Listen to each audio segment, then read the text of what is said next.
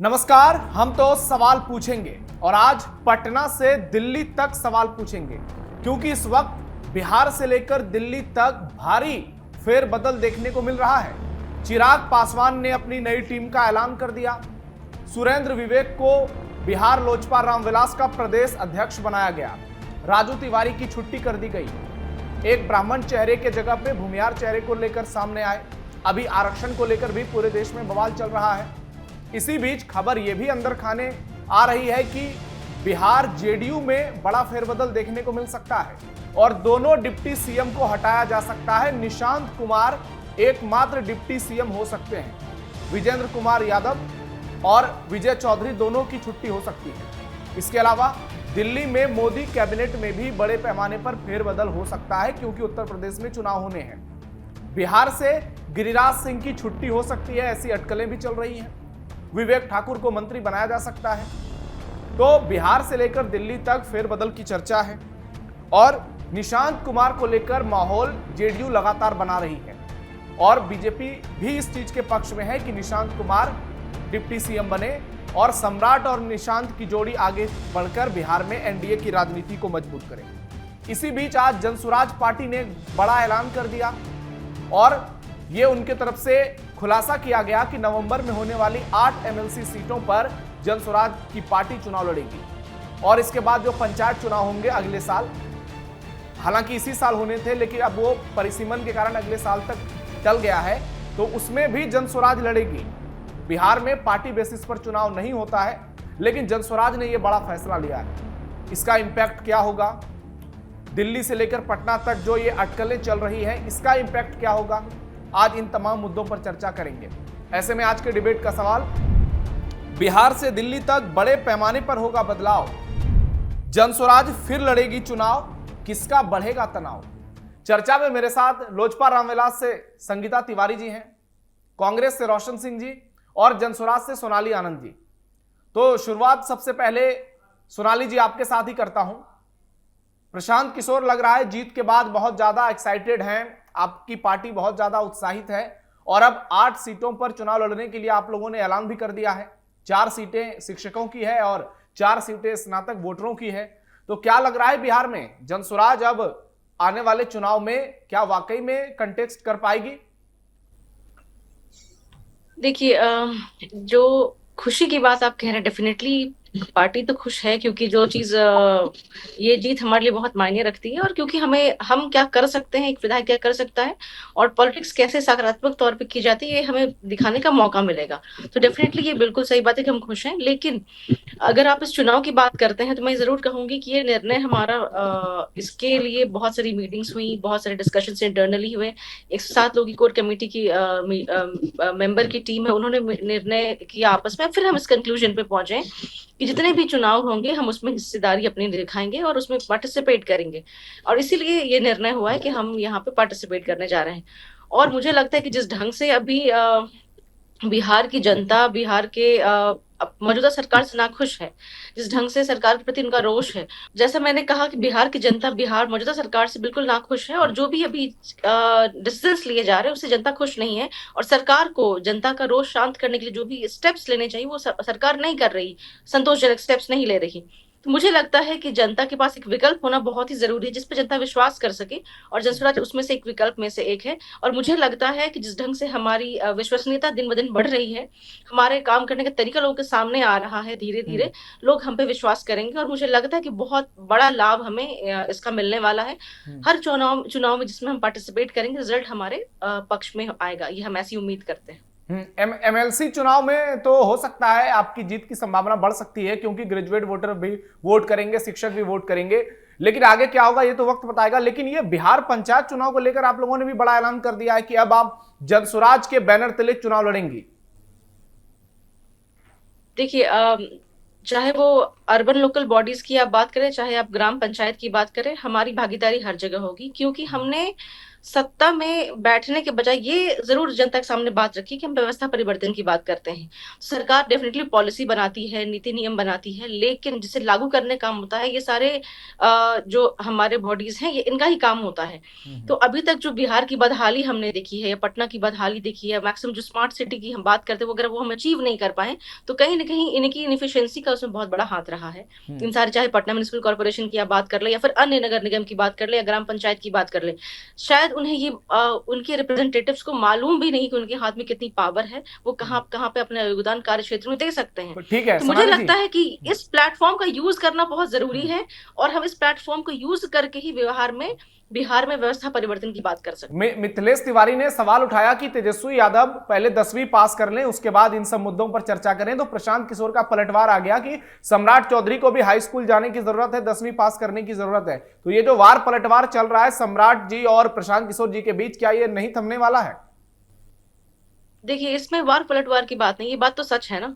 उन्होंने, ये बात तो बिल्कुल सच है कि उन्होंने 7वीं की परीक्षा पास नहीं की। हमारे लीडर ऑफ अपोजिशन ने 9वीं की परीक्षा पास नहीं की, ये बात तो सब जानते हैं। और बार बार जब उनकी डिग्री की बात होती है, सम्राट चौधरी की, इस डिस्कशन को शांत करने का सबसे अच्छा उपाय है कि आप अपनी डिग्री को सामने रख दे। पीएफसी की डिग्री की वो बात करते हैं, डिलिट की बात करते हैं, तो जो सवाल उनसे उठाए जाते हैं वो सवाल का सीधा उत्तर देते हैं, डिस्कशन अपने आप। उन्होंने तो कहा है कि कोर्ट में दे दिया है सारे प्रमाण है, ये सीधा प्रश्न है, और बिहार की जनता को जानने का अधिकार है कि हमारा मुख्यमंत्री पढ़ा लिखा है या नहीं है। अगर है भी तो कितना पढ़ा लिखा है, ये जानने का अधिकार है। अगर आप अनपढ़ भी हैं तो भी आप कुर्सी पे बैठे रह सकते हैं, लेकिन सच जनता को मालूम होना चाहिए। लेकिन सोनाली जी, क्या ये मुद्दा है कि सम्राट चौधरी कितने पढ़े लिखे हैं? क्योंकि जनता के बीच इन चीजों की चर्चा अगर होती तो क्यों, जब उनको मुख्यमंत्री बनाया गया तो लोग विरोध करते, लेकिन वो तो लगातार बिहार में काम कर रहे हैं, बिहार को आगे बढ़ाने की बात कर रहे हैं। उसी तरह से राबड़ी देवी भी जब आई थी तो वो भी बिल्कुल पढ़ी लिखी नहीं थी, तेजस्वी भी वैसे ही थे। तो इन सब चीजों की चर्चा क्या चुनाव के बाद होनी चाहिए, जब जनता ने मैंडेट दे ही दिया है? तो देखिए, सबसे पहली बात तो हमने ये हमेशा से कहा, और बिहार की जनता जानती कि मैंडेट सम्राट चौधरी को नहीं मिला था। सरकार सम्राट चौधरी के नाम पे नहीं चुनी गई थी, और ये जनता को बिल्कुल हक है। अगर हमें लगता है कि हमारी पॉलिसी या हमारे निर्णय जो भी सरकार ले रही वो अच्छे ढंग से नहीं ले रही है, तो ये बिल्कुल मायने रखता है कि एक योग्य व्यक्ति उस पद पे होना चाहिए। और आज जनता के पास कोई ऑप्शन नहीं है इसे स्वीकारने को। लेकिन अगर आप असहमति की बात कर रहे हैं या फिर जनता के विरोध की बात कर रहे हैं, मुझे लगता है कि आप उतरिए, एक प्राइमरी सर्वे करिए, प्राइमरी डेटा कलेक्शन करिए, आपको इसका जवाब अपने आप। लेकिन बीजेपी का चेहरा तो सम्राट चौधरी है ना बिहार में।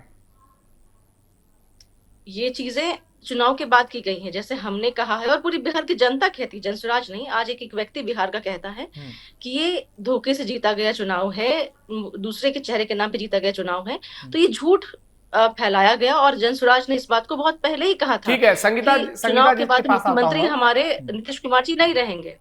ठीक है संगीता जी, चिराग पासवान ने 2 दिन पहले आरक्षण पर बयान दिया था कि आरक्षण कोई खैरात नहीं है, और आपने कहा था कि आर्थिक आधार पर आरक्षण होना चाहिए, लेकिन चिराग पासवान उसको पूरी तरह से डिनाई करते नजर आते हैं। वो और बहुत सारे नेता सीधे तौर पर सबने कहा कि आरक्षण खत्म हो ही नहीं सकता, ये सोचना भी गुनाह है। लेकिन अब चिराग पासवान ने जिस तरीके से नई टीम का गठन किया है, उसमें भी सवर्णों का खास ख्याल रखा है। अगर एक ब्राह्मण को हटाया, राजू तिवारी की छुट्टी की गई प्रदेश अध्यक्ष के पद से, तो एक भूमिहार को लाया गया। यानी मन में डर बैठा हुआ कि सवर्ण वोटर जो है वो हमारी स्थिति बिगाड़ सकते हैं। और पूरी जो टीम तैयार की गई है उसमें पिछड़ों की भी भागीदारी है, दलितों की भी भागीदारी है, मुसलमानों को भी जगह दी गई है, और सवर्णों को भी खास तौर पर जगह दी गई है। नरेंद्र जी, सबसे पहले तो आप सबों को चैनल पे के माध्यम से मैं आप लोगों को रक्षाबंधन की ढेर सारी शुभकामनाएं देती हूँ। कल रक्षाबंधन है, इसकी ढेर सारी शुभकामनाएं सभी भाई और जितनी भी बहन यहाँ पर आए हुए हैं। आपने कहा कि राजू तिवारी जी की छुट्टी हो गई, तो मैं कहना चाहूंगी कि हमारे जो पूर्व के अध्यक्ष, बिहार के अध्यक्ष श्रीमान राजू तिवारी जी थे, उनके नेतृत्व में जो बिहार आगे बढ़ा है, जो हमारी पार्टी आगे बढ़ी है, ये हम भूल नहीं सकते हैं। उन्होंने बिहार से 20 विधायक, 5 सांसद, एमएलसी और मंत्री देने का कार्य किया। उनके नेतृत्व में हमारी पार्टी की जो ताकत थी वो बढ़ी, और हमारे राष्ट्रीय अध्यक्ष चिराग पासवान जी को उतना ही विश्वास उनके ऊपर है कि उन्होंने जब देखा कि बिहार के नेतृत्व को उन्होंने इतने अच्छे से सजाया और इतने अच्छे से संभाला, और उसके बाद संगठन को इतने अच्छे से उन्होंने सींचा कि आज हमारा बिहार में संगठन जिला से लेकर प्रखंड से लेकर पंचायत तक है। और चूंकि अब यूपी का चुनाव है, उसके बाद फिर पंजाब का चुनाव है, तो उन्होंने देखा कि अब यहाँ पर हमें लग रहा है कि इनको राष्ट्रीय में लेने से क्या हो, अगर राजू तिवारी जी हमारे राष्ट्रीय में चले गए तो हम लोगों के लिए खुशी की बात है, क्योंकि राष्ट्रीय में जो भी लोग अब यहाँ से गए हैं वो सारे लोगों को अब दायित्व दिया जाएगा यूपी चुनाव में और पंजाब के चुनाव में। लेकिन संगीता जी, कहा जाता है कि जिनको राष्ट्रीय राजनीति में लाया जाता है वो तो डिमोशन हो जाता है। प्रदेश अध्यक्ष का क्या पावर होता है, और राष्ट्रीय टीम में आने के बाद आप देखिए क्या स्थिति रह जाती है नेताओं की।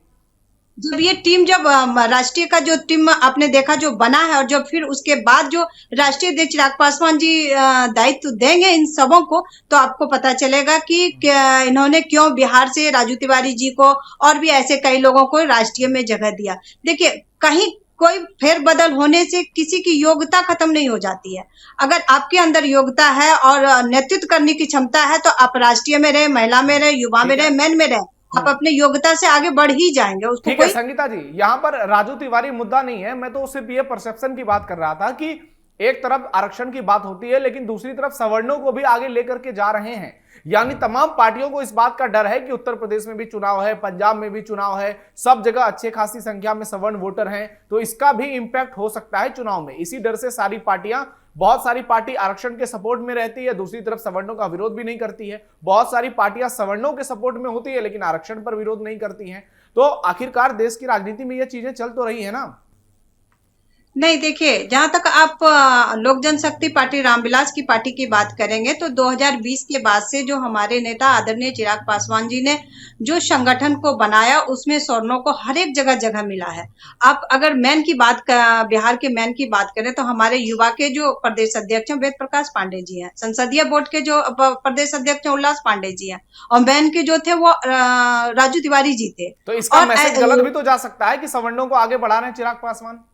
नहीं, देखिए, वहां पे मैं काटूंगी आपकी बातों को। प्रधान महासचिव हमारे जो थे संजय पासवान जी थे, जो कि आज मंत्री बन गए हैं, और जो आपके अल्पसंख्यक के जो प्रदेश अध्यक्ष थे वो पहले आज जो मुस्लिम वर्ग से आते हैं सलीम जी वो थे। तो इस तरह उन्होंने सब जातियों को साधने का कार्य किया है और सब जाति को ले करके वो आगे। अब महिला प्रकोष्ठ की बात करेंगे तो हमारी शोभा पासवान जी प्रदेश अध्यक्ष हैं, तो उन्होंने हर एक जातियों को ले करके आगे बढ़ने का कार्य किया है, चाहे वो बिहार की बात हो, यूपी की बात हो, पंजाब की बात हो, और हर एक जगह जहां अभी हमारा कमेटी तैयार हो रहा है। एक सवाल और है कि उत्तर प्रदेश में आप लोग चुनाव लड़ रही हैं, और अगर चुनाव लोजपा रामविलास लड़ रही है तो क्या बीजेपी के साथ लड़ेगी गठबंधन में या अलग लड़ेगी?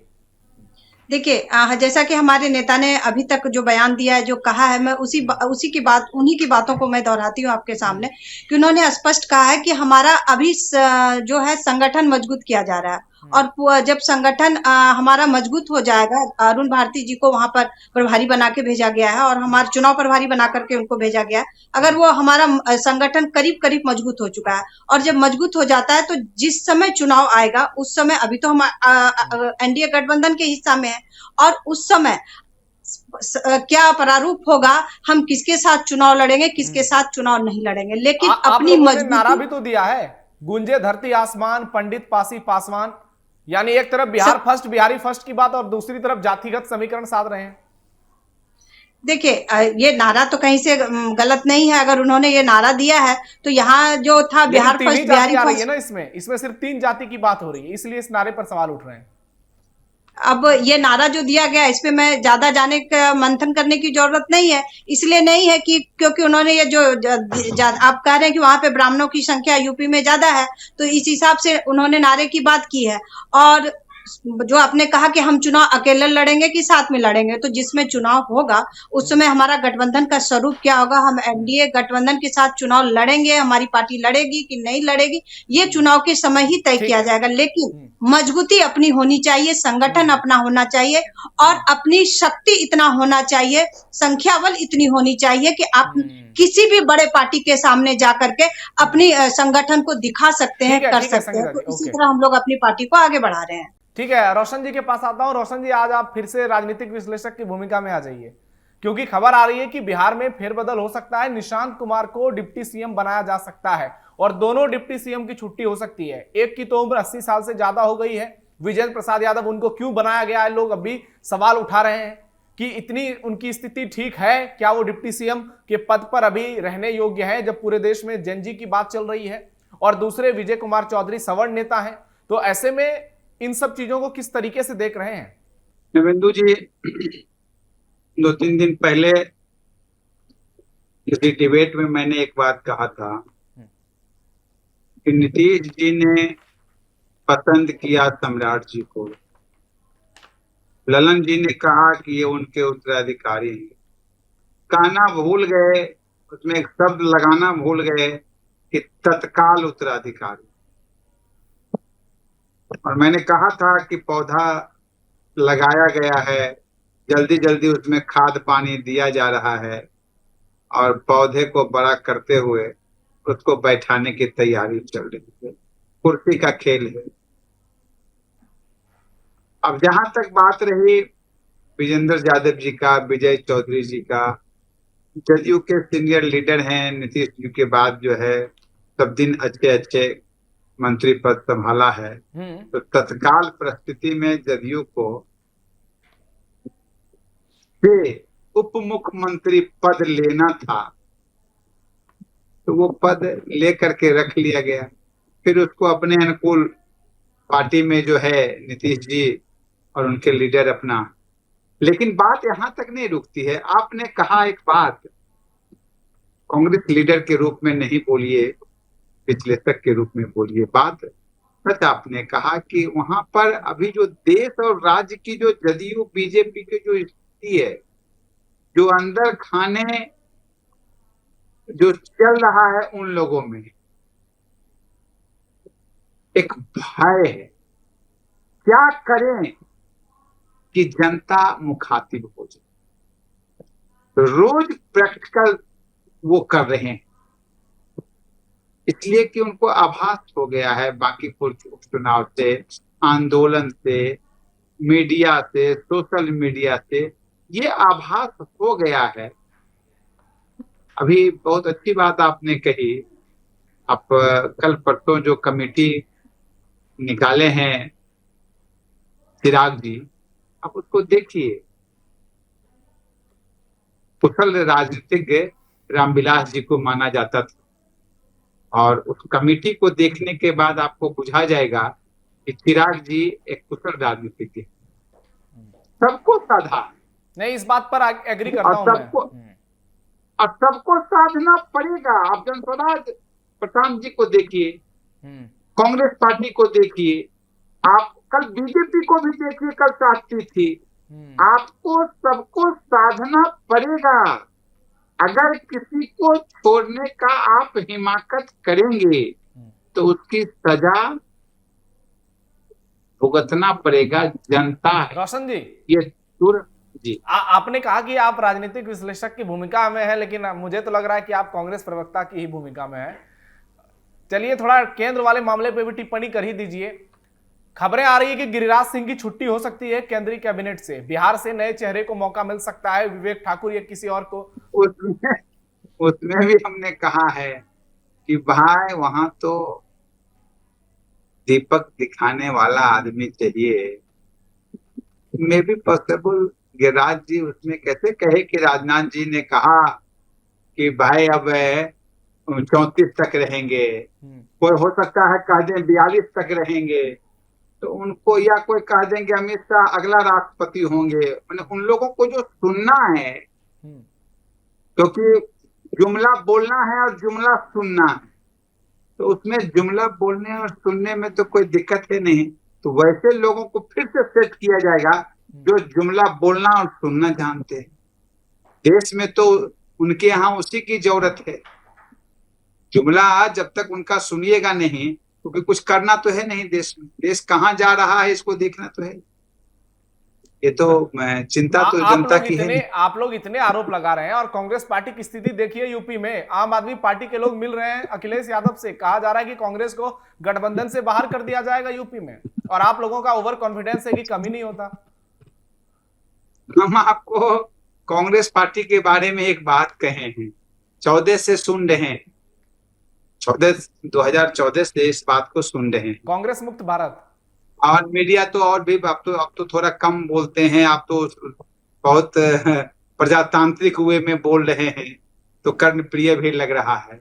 और मीडिया तो हमको 14 से 17 तक में आउट कर दिया था और लग गया था कि मैं तो कांग्रेस मुक्त हो गया भारत। नहीं रोशन जी, एक बात मैं कहना चाहता हूं कि कांग्रेस मुक्त भारत का ये जो सपना है ना, ये वाकई में बकवास चीज है। अगर कांग्रेस मुक्त भारत हो जाएगा तो क्या भारत चीन और रूस बन जाएगा क्या? यहां पर विपक्षी पार्टियों की उतनी ही भूमिका है जितनी सत्ता पक्ष की होती है। और बीजेपी हो, कांग्रेस हो, आम आदमी पार्टी हो, जनसुराज हो, हर किसी को उतना ही सम्मान मिलना चाहिए। अब उनका प्रदर्शन जैसा होगा, जिस तरीके से वो जनता के दिलों में उतरेंगे, उस हिसाब से जनता उनको वोट देगी। लेकिन किसी पार्टी को हम भारत से मुक्त कर दें, ये तो फिर वही वाली सोच आ गई कि चीन के राष्ट्रपति ने नियम बना दिया कि पूरी जिंदगी राष्ट्रपति रहेंगे, व्लादिमीर पुतिन ने नियम बना दिया कि पूरी जिंदगी राष्ट्रपति बने रहेंगे। तो ये भारत में नहीं चलेगा। हम लोग डेमोक्रेसी वाले लोग हैं और बहुत ही पुराना हमारा लोकतंत्र है और दुनिया का सबसे बड़ा लोकतंत्र है। एकदम सही है नविंदु जी, इस बात को उसमें एक लाइन केवल जोड़ेंगे आपको कि कांग्रेस पार्टी नेशनल पार्टी है। वर्षों वर्षों से जनस्वराज भी बढ़ सकती है, लोजपा भी बढ़ सकती है, कल जनता दल यू बढ़ सकती है। पार्टी कौन सा बढ़ेगी, किस राज्य में बढ़ेगी, ये अच्छी बात है। अपने जनता को खुश करके कोई भी पार्टी जो है, जनता को जो है वो लोकतंत्र में सबको अपना स्थान लेने का स्थान।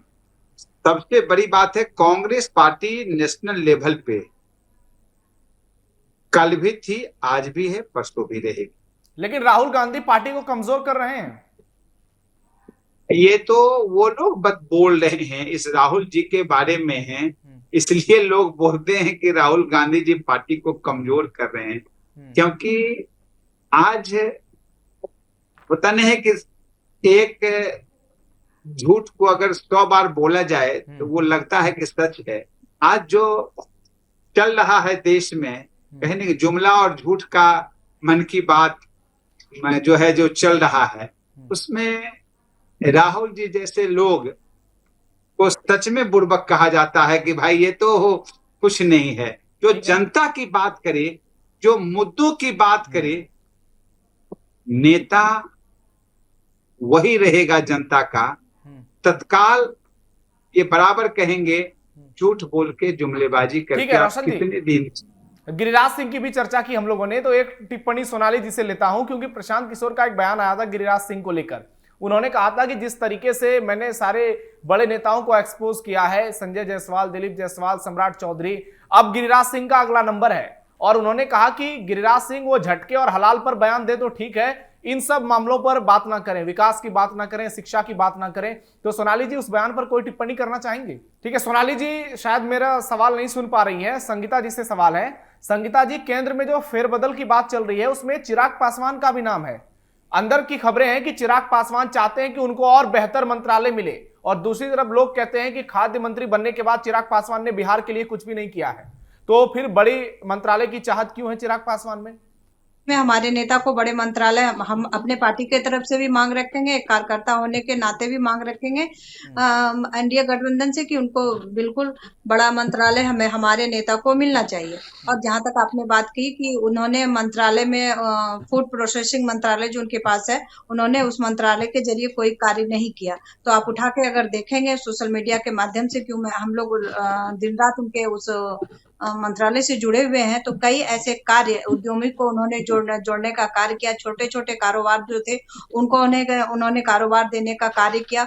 और जो ऐसे जैसे मखाना की खेती, केला की खेती और ऐसे फूड प्रोसेसिंग के जो कार्य हैं, उन्होंने लगातार उस पर ध्यान उनको बढ़ाने का कार्य किया। किसानों को इससे जोड़ने का कार्य उन्होंने किया।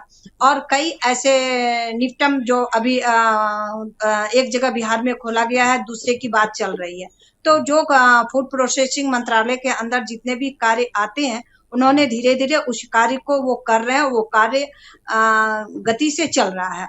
अगर आप जानकारी लेंगे तो फूड प्रोसेसिंग से बिहार में भी ऐसे बहुत कार्य हैं जो किए जा रहे हैं किसानों के लिए, या फिर जो छोटे व्यापारी हैं उनके लिए वो सारे कार्य किए जा रहे हैं। जहां तक बड़े मंत्रालय की बात है, तो सचमुच में उनको बड़े मंत्रालय, मैं भी मांग करूंगी कि हमारे नेता को बड़ा मंत्रालय मिले। और जिस तरह से वो आज के पढ़े लिखे युवा हैं, वो जरूर ही आगे कार्य करेंगे। ठीक है सोनाली जी, आप प्लीज अपना जवाब कंप्लीट कीजिएगा। जी, मैं ये कहूंगी कि अभी तक जो हमारे नेता ने कहा है, मुझे नहीं लगता इसमें कोई भी गलत बात, उन्होंने बिल्कुल सही बात कही है, क्योंकि वह मंत्री होने के नाते गिरिराज सिंह जी ने अभी तक बिहार को क्या दिया है ये हमने देखा है, और इनसे ये सवाल बार बार पूछा गया, बट कभी भी वो इसका उत्तर देने में सक्षम नहीं रहे हैं। तो सीधी सी बात है कि आप जिस मंत्रालय के इंचार्ज है या फिर जो मंत्रालय आपके अंतर्गत आता है, आप उस पर कार्य करें। टिप्पणी करना दूसरों पे करेंगे तो आपको डेफिनेटली जवाब वापस में मिलेगा। और जहां तक दूसरे को और भी ज्यादा मौका आप देते हैं जब आपने अपना काम ईमानदारी से नहीं किया है, तो मुझे लगता है ये राजनीति है। यहाँ पे जब आप पर्सनली किसी को टारगेट करते हैं तो आप तैयार रहिए कि आपके जो कारनामे हैं या फिर आपका जो बैकग्राउंड वो पब्लिक डोमेन में अवेलेबल है, कभी भी उसकी चर्चा हो सकती है। तो ये बात उन्होंने कही है और जज स्वराज ने इस बात को उठाया है, और सिर्फ उनके लिए ही नहीं, गिरिराज सिंह जी के लिए नहीं, अनेक मंत्रियों के लिए भी बात उठाया है कि जो इस पद को आज तक होल्ड करते आए हैं, क्या उसकी जिम्मेदारी उन्होंने निभाई है। इस सब के लिए बात कही गई है। जिस ढंग से भ्रष्टाचार उनके द्वारा किया गया उस पर भी बात उठाई गई है। तो ये बात तो उठती ही रहेगी और हमेशा उठती रहेगी। ठीक है संगीता जी, एक लाइन में जवाब दीजिएगा। जीतन राम मांझी के नाम की भी चर्चा चल रही है गिरिराज सिंह के साथ साथ कि 80 साल से ज्यादा की उनकी उम्र हो चुकी है, अब जीतन राम मांझी को भी हटाया जा सकता है। देखिए, चूंकि वह एनडीए गठबंधन के हिस्सा है, अब शीर्ष नेता इस पे क्या फैसला लेती है ये तो मैं आपके चैनल के माध्यम से नहीं बता पाऊंगी, लेकिन अब शीर्ष नेत्री जो फैसला लेगी उस पे सारे मांझी जी अक्सर चिराग पर ही हमलावर रहते हैं। चिराग पासवान के साथ आर पार की लड़ाई चलती है दोनों की।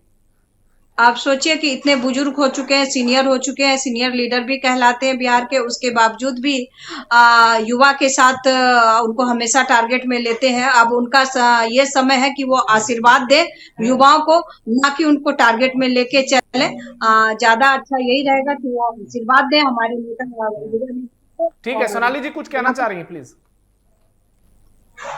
क्या अटकलें चल रही हैं मैं नहीं जानती, लेकिन मैं ये जरूर कहूंगी कि ये होना चाहिए। अगर हम रिटायरमेंट की बात करते हैं, अगर 60 साल के बाद किसी एक व्यक्ति को हम एक पद पे कहते हैं कि अब आपको रेस्ट करना चाहिए, आप नए व्यक्ति को उस पद पे आना चाहिए, तो डेफिनेटली राजनीति में भी ये उससे टायरिंग काम है और बहुत ही ब्रेन अप्लाई करने वाला काम है। मुझे लगता है इस चीज की भी पहल करनी चाहिए। क्या जीतन राम मांझी की छुट्टी होनी चाहिए? एक लाइन में जवाब दीजिएगा, टाइम खत्म हो गया। रोशन जी, क्या जीतन राम मांझी की छुट्टी सच में होनी चाहिए मोदी कैबिनेट से, क्योंकि दलितों के बड़े नेता हैं वो और उनकी नाम की चर्चा है कि उनको हटाया जा सकता है? नहीं, अगर एज फैक्टर है तो सबसे पहले तो मोदी जी को रिजाइन देना चाहिए, उसके बाद तब अपने लगभग एज वाले सबको हटा लेना चाहिए। राजनाथ सिंह हैं, वो हैं, और जीतन राम मांझी जी हैं, पहले मोदी जी को रिजाइन दे देना चाहिए। चलिए ठीक है, इसी नोट पर खत्म कर रहा हूं। अब आप लोगों की क्या राय दर्शकों कमेंट में जरूर बताइएगा। रोशन जी राजनीतिक विश्लेषक तो बने थे, लेकिन कांग्रेस पार्टी के ही राजनीतिक विश्लेषक बने रहे।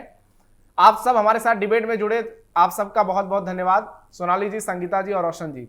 और एक और बड़ी खबर आपको बता दूं कि इस वक्त बिहार में हाई अलर्ट घोषित है, क्योंकि नेपाल में बाढ़ से इस वक्त स्थिति बहुत खराब है।